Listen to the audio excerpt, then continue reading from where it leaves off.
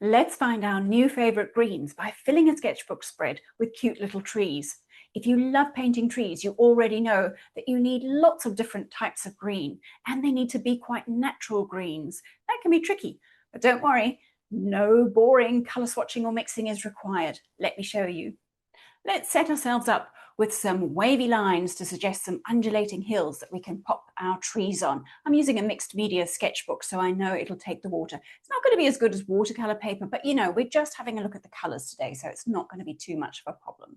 Now, speaking of those colours, we all learned in kindergarten that it takes yellow and blue to make green. But which yellows and which blues, and what difference does it actually make? Let's find out. Now, if you're playing along at home, you've got your own range of yellows and blues, but let me show you what I've got to be playing with today. The three yellows I happen to have to test out today are Aureolin, which happens to be from Holbein. I've got a yellow ochre from Daniel Smith, and I've got a quinacridone gold, also from Daniel Smith. And when it comes to blues, I've got four that I'd like to test out today. I have ultramarine light from Holbein, manganese blue and lavender from Daniel Smith, and I also have an indigo from Schmincke. I always start mixing greens with a big puddle of the yellow, and here's why.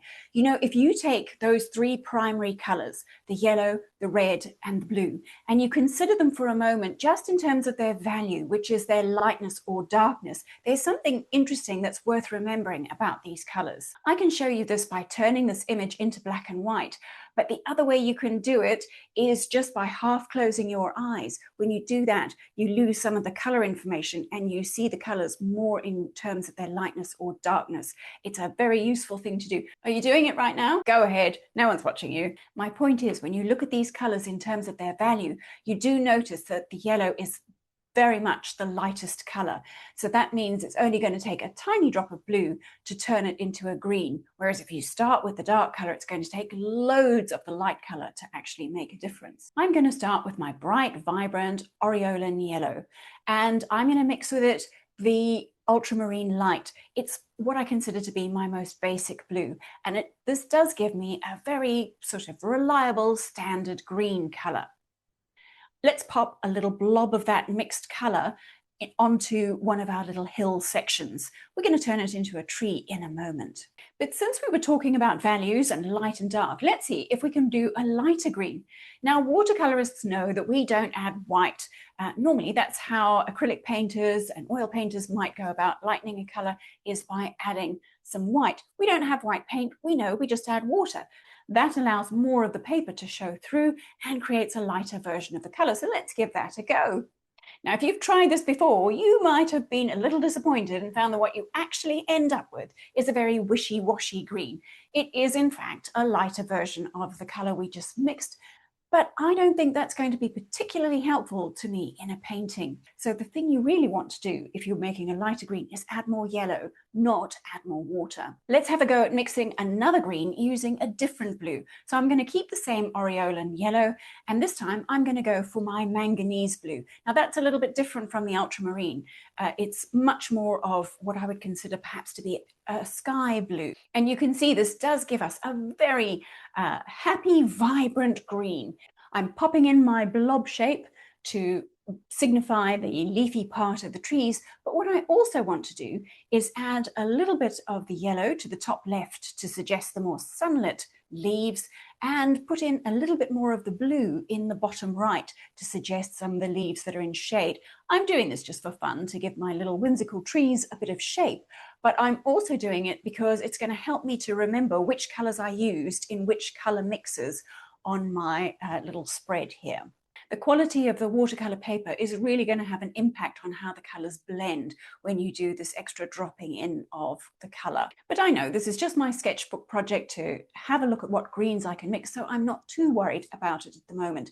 However, I do want to add a few trunks. So I'm going to take a brown that I happen to have in my palette. I think mine's a Van Dyke brown, and I'm just going to suggest a little bit of a tree trunk connecting the bottom of these blob shapes down to that wavy line I put in earlier. It's quite nice to do this while the tree section is a little bit damp, because you might get a few blends, and I do love it when that happens with the watercolour. It's just something I enjoy. Of course, you can also add these tree trunks with perhaps a coloured pencil or maybe a Neo Pastel 2 crayon, something like that. Whatever you want to do. You know, it's your sketchbook page of whimsical trees. Let's see what other greens we can mix if we start with the aureolin and change up that blue again. The next blue I want to try is my lavender. Now, I've got a bit of a love-hate relationship with this lavender, so I'm interested to see the greens that it makes. Again, it's a lovely colour, but I'm not sure it's the sort of thing that I would be using particularly often because it doesn't look terribly natural. Unless, of course, I want to paint something that's got a bit more of that, the sort of the colour of eucalyptus leaves, you know, that sagey green. So while I love the colour that I've mixed here, I'm not sure it's going to be one that's going to be terribly useful to me in landscape paintings. And the last blue I want to try is my beloved indigo. It's a rich, really strong dark blue. And when I mix that with the aureolin, I get a lovely, rich, dark green. This is a color that I definitely will be using. I love this. So let's repeat that whole process, but let's change up the yellow this time. Instead of the bright, vibrant aureolin, I'm swapping in the yellow ochre. Now, this is a much more earthy, natural, mustardy kind of brown, so I'm expecting to get very different greens from it. I'm starting again with a big puddle of my yellow ochre, and I'm going to put in my ultramarine blue. You can see straight away that this is going to be the sort of green that's a bit more of a khaki, you know, that dark browny green. Very useful, very much more natural, and something that I know I will be using when I need some interesting variety in my green. When I mix the yellow ochre with the manganese blue instead of the ultramarine, I get a bit more of a greeny green, you know, one that is tending less towards the brown. And that makes a bit of sense because ultramarine blue is a much warmer blue. I'm going to talk to you a little bit more about that in a moment. Now that I've completed my first little hill of trees here, I really want to pop in a suggestion of that grass underneath the trees. And I want to do that using a pre-mixed green because if I'm honest, I love a pre-mixed green. You know, people call them convenience colors, and they are convenient. This mixing business, it's a bit of a faff, let's be honest. It's lovely to have a pre-mixed green, and this is one of my favorites. It's Green Apatite Genuine, and the reason I love it is it does these interesting things. It granulates and splits into multiple colors, and it gives you a bit of texture.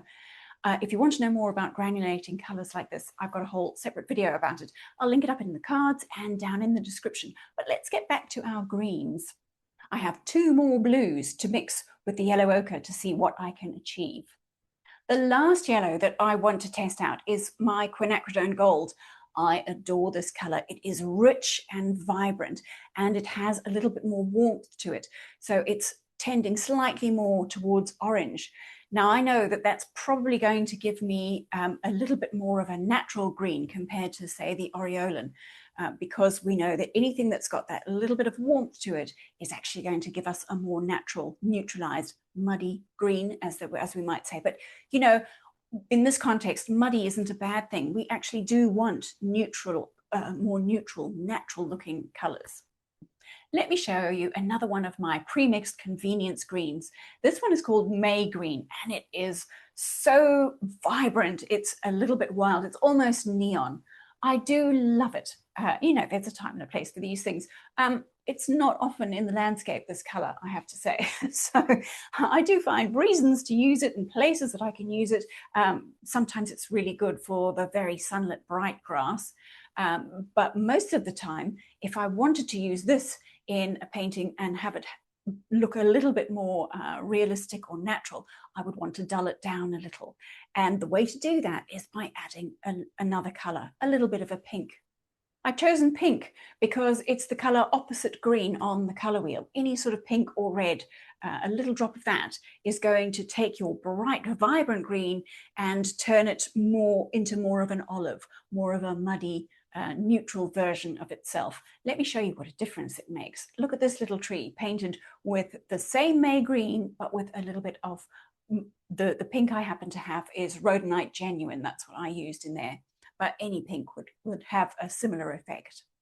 I think of the greens that I mixed, the mix I made with aureolin and manganese blue is very similar to the May green. So let me show you that I can do the same thing. And again, if I add a little drop of pink to that mix, I will get a neutralized version. Just to fill in my top row a little, I want to do this experiment again using one of my favorite mixes, which was the aureolin yellow and the indigo.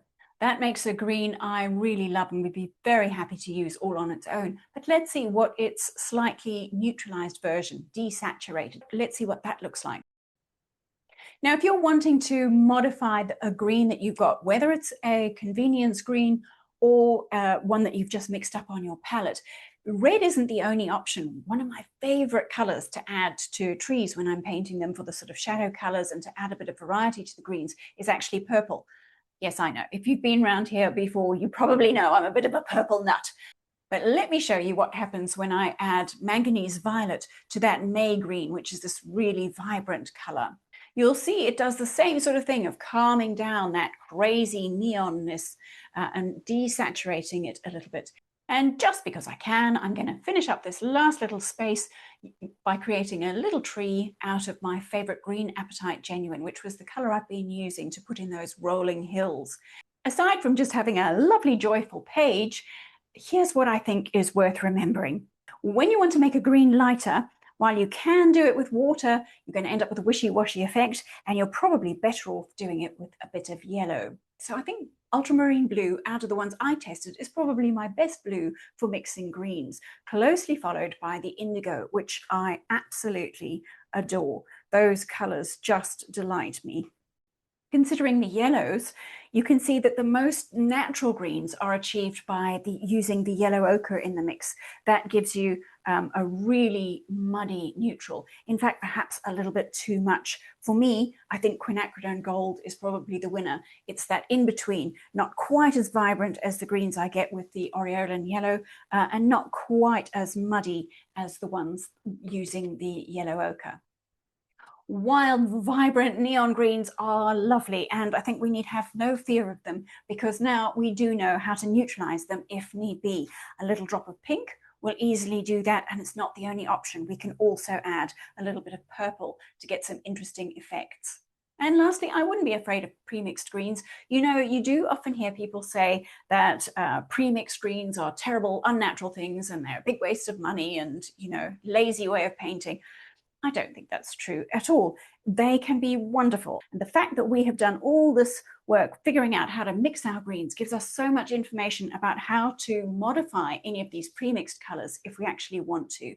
If you're curious about these granulating colors like the green apatite genuine, I have that other video all about that and I'll pop that on the screen. And if you're loving putting trees in your sketchbook, I'm making a whole playlist about different ways of doing that.